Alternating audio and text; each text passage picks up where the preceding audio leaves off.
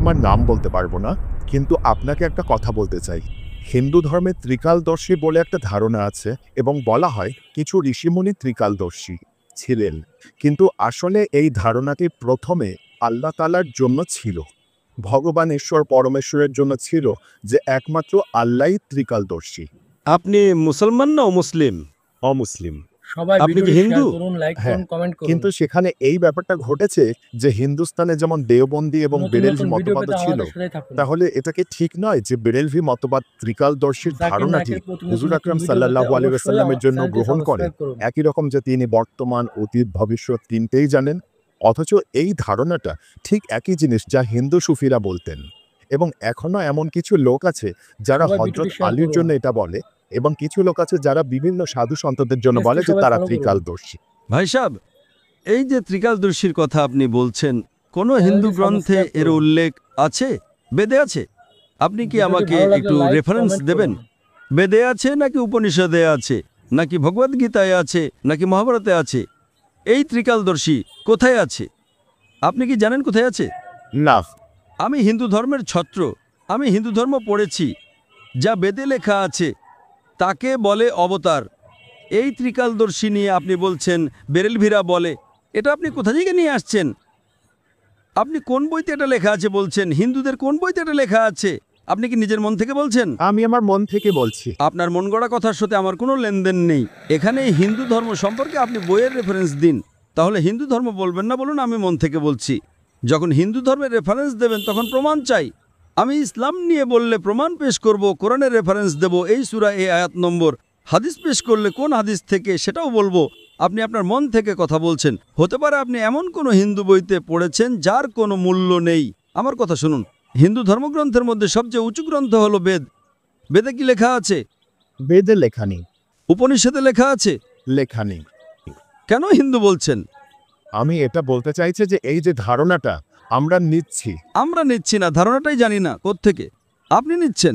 আমরা বলি না যে মোহাম্মদ সাল্লাল্লাহু আলাইহি ওয়াসাল্লাম বর্তমান, অতীত, ভবিষ্যৎ জানেন। সবাই চ্যানেলটি সাবস্ক্রাইব ও এটা শেয়ার আপনি করুন। বলেন, আমি বলি না। ভিডিওতে একটা মোহাম্মদ লাইক করুন। সাল্লাল্লাহু আলাইহি ওয়াসাল্লাম পৃথিবীর শ্রেষ্ঠ মানুষ, সর্বশ্রেষ্ঠ। তার কাছে ততটুকু ইলমে গায়েব ছিল যতটুকু আল্লাহ তাআলা বলেছেন। তিনি অনেক অতীত, বর্তমান, ভবিষ্যতের কথা জানতেন, কিন্তু সবটা নয়। আল্লাহ তাকে যতটুকু জানিয়েছেন তার কাছে ঠিক ততটুকু ইলমে গায়েব ছিল। আমি আসলে দুটোর তুলনা করছিলাম যে প্লিজ আপনি প্রথমে রেফারেন্স দিন, তারপর তুলনা করুন। আপনি রেফারেন্স না দিয়ে এমন কথা বলছেন, আপনি শুধু বিভ্রান্ত করছেন। আপনি বুঝলেন তো? মুখে কাপড় বেঁধেছেন, নাম বলছেন না, কোনো সমস্যা নেই। গতকাল এত হিন্দু এসেছিল, গতকাল এত প্রশ্ন করেছে, আপনি মুখে কাপড় দিয়ে রেখেছেন। আমার সন্দেহ হচ্ছে।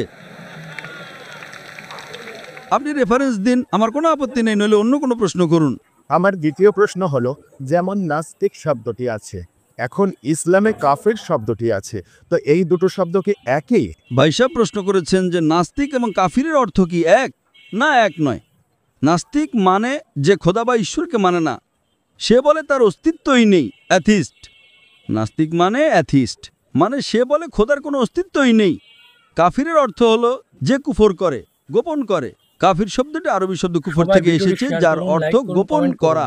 এবং ইসলামিক পরিভাষায় কাফির তাকে বলা হয় যে ইসলামের নতুন নতুন সত্যকে ভিডিও পেতে অস্বীকার আমাদের করে। সাথে থাকুন। গোপন করা বা অস্বীকার করাকে কুফর বলে।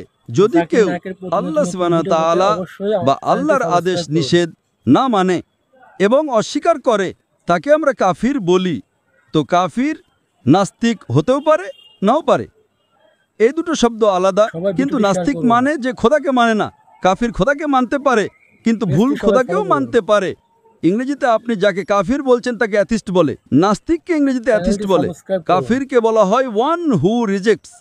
দুটোর ভিডিওটি মধ্যে ভালো লাগলে পার্থক্য লাইক, আছে। কমেন্ট করুন। হতে পারে কখনো নাস্তিক আর কাফির এক হয়ে যায়, নাস্তিক কাফির হতে পারে, কাফির নাস্তিক হতে পারে। দুটোর অর্থ আলাদা। নাস্তিক মানে যে খোদার অস্তিত্বে বিশ্বাস করে না, কাফির হলো যে অস্বীকার করে। হতে পারে একজন মানুষ খোদাকে মানে কিন্তু সঠিক খোদাকে মানে না, সেও কাফির হতে পারে। তাই কাফির মানেই যে নাস্তিক হতে হবে এমন জরুরি নয়, হতেও পারে, নাও পারে।